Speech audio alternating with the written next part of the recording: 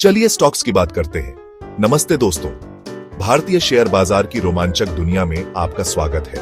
अगर आपने कभी अपने माता पिता या दोस्तों को बात करते हुए सुना है शेयर्स निफ्टी सेंसेक्स और आपको कुछ समझ नहीं आया, तो बिल्कुल चिंता न करें। यह सफर आपके लिए ही है। शेयर बाजार को एक बहुत बड़ी संगठित मंडी या बाजार की तरह समझिए, लेकिन सब्जियों या अनाज को खरीदने और बेचने के बजाय यहाँ लोग बड़ी कंपनियों के छोटे हिस्से खरीदते और बेचते हैं। इन छोटे हिस्सों को शेयर्स या स्टॉक्स कहा जाता है। जब आप एक शेयर खरीदते हैं तो आप उस कंपनी में मालिकाना हिस्सों का एक छोटा सा हिस्सा खरीद रहे होते हैं। यह आम लोगों को देश के कुछ सबसे बड़े व्यवसायों के साथ भागीदार बनने का मौका देता है। भारतीय शेयर बाजार की कहानी बहुत पुरानी है, आजादी से भी बहुत पहले की। इसकी शुरुआत 1850 के दशक में मुंबई में एक बरगद के पेड़ के नीचे हुई थी। स्टॉक ब्रोकर वहां शेयर्स का व्यापार करने के लिए इकट्ठा होते थे। यह अनौपचारिक जमावड़ा बढ़ता गया और इसे एक औपचारिक जगह की जरूरत पड़ी थी। इसी के चलते 1876 में एशिया के पहले स्टॉक एक्सचेंज का निर्माण हुआ।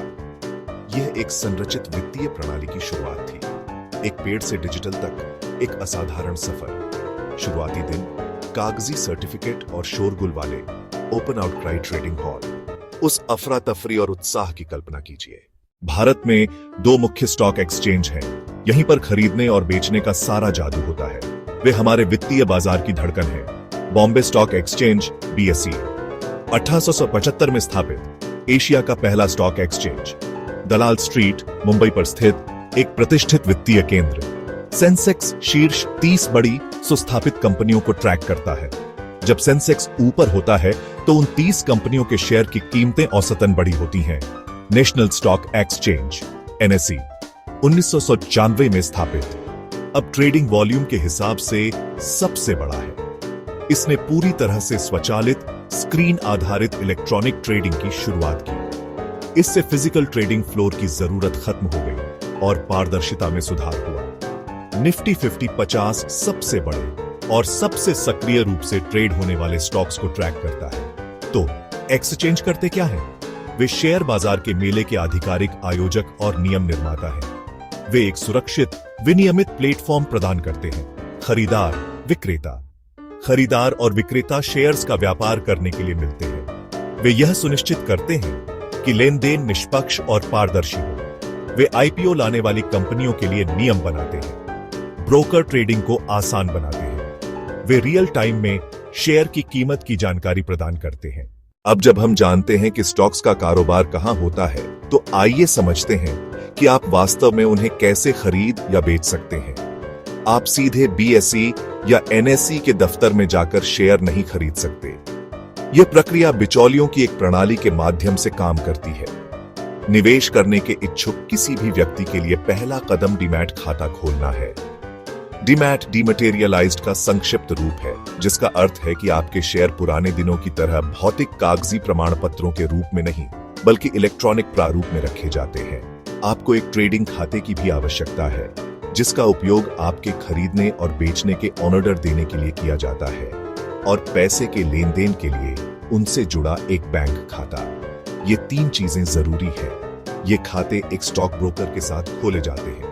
एक स्टॉक ब्रोकर स्टॉक एक्सचेंज का सदस्य होता है और आपकी ओर से व्यापार करने के लिए लाइसेंस प्राप्त होता है। Zerodha, Upstox, Groww, ICICI direct, HDFC securities. एक बार जब आपके खाते सेट हो जाते हैं तो प्रक्रिया काफी सरल होती है। आप अपने ट्रेडिंग खाते में लॉग इन करते हैं, उस कंपनी को खोजते हैं जिसके शेयर आप खरीदना चाहते हैं। जितने शेयर आप चाहते हैं उनकी संख्या दर्ज करते हैं और ऑर्डर दे देते हैं। स्टॉक एक्सचेंज का सिस्टम तब स्वचालित रूप से आपके खरीद ऑर्डर को किसी और के बिक्री ऑर्डर से मिलाता है जो वही शेयर बेचना चाहता है। जब एक मैच मिल जाता है तो लेन देन पूरा हो जाता है। पैसा आपके ट्रेडिंग खाते से कट जाता है और T+1 दिन की निपटान अवधि के बाद, जिसका अर्थ है ट्रेड का दिन, और उसके बाद एक और दिन, शेयर आपके डीमैट खाते में जमा हो जाते हैं।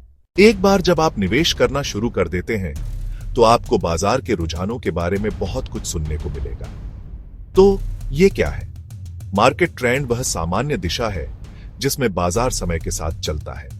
2 सबसे आम शब्द जो आप सुनेंगे वे हैं बुल मार्केट और बेयर मार्केट। बुल मार्केट बढ़ती कीमतें, लगातार ऊपर की ओर रुझान। निवेशकों का विश्वास ऊंचा है। अर्थव्यवस्था आमतौर पर मजबूत है। लोग आशावादी हैं। बुल की छवि, सींग ऊपर की ओर धकेलते हैं, बाजार ऊपर जाता है। विकास और सकारात्मकता, बेयर मार्केट बुल का उल्टा। गिरती कीमतें, लगातार नीचे की ओर रुझान। निवेशकों की भावना नकारात्मक, आर्थिक दृष्टिकोण कमजोर, लोग निराशावादी है। बेयर की छवि, पंजा नीचे की ओर मारता है, बाजार नीचे जाता है। बुल और बेयर दोनों बाजार आर्थिक चक्र के स्वाभाविक हिस्से हैं। बाजारों में उतार चढ़ाव आते रहते हैं। लंबी अवधि के निवेशकों के लिए महत्वपूर्ण, मंदी में घबराएं नहीं। निवेशित रहें और अपने शोध पर भरोसा करें। एक नौसिखिया इन संकेतों को कैसे पढ़ सकता है? आपको तुरंत एक विशेषज्ञ विश्लेषक बनने की जरूरत नहीं है। खबरों पर नजर रखकर शुरुआत करें। बिजनेस न्यूज चैनल, वेबसाइट्स, अखबार, अर्थव्यवस्था और उद्योगों के विशेषज्ञों को सुनें। मुख्य सूचकांकों के प्रदर्शन की जांच करें। सेंसेक्स, निफ्टी 50, क्या वे हफ्तों या महीनों में ऊपर या नीचे जा रहे हैं? कंपनी की बुनियादी जानकारी जानें। क्या कंपनी मुनाफा कमा रही है? क्या इसका राजस्व बढ़ रहा है? यह बुनियादी शोध, फंडामेंटल एनालिसिस, आपको सोच समझकर निर्णय लेने में मदद करता है। निष्कर्ष, शेयर बाजार के बारे में सीखना सभी के लिए एक मूल्यवान कौशल है। यह सिर्फ वित्त पेशेवरों के लिए नहीं है, यह उन सभी के लिए है जो बेहतर धन प्रबंधन और एक सुरक्षित वित्तीय भविष्य चाहते हैं। स्टॉक का ज्ञान आपको देश के आर्थिक विकास में भाग लेने देता है, सिखाता है अनुशासन, धैर्य, लंबी अवधि की योजना। तकनीकी शब्दों से घबराए नहीं, छोटी शुरुआत करें, लगातार सीखते रहें। याद रखें, हर विशेषज्ञ कभी नौसिखिया था। आपकी फाइनेंशियल जर्नी के लिए शुभकामनाएं। वित्तीय साक्षरता की ओर आपकी यात्रा अब शुरू होती है। बीएसई और एनएसई दोनों में हजारों कंपनियां सूचीबद्ध हैं। बड़े बड़े समूह, छोटे बढ़ते हुए व्यवसाय, यह निवेशकों को व्यापक विकल्प देता है। अन्य सूचकांक इन जैसे क्षेत्रों को ट्रैक करते हैं।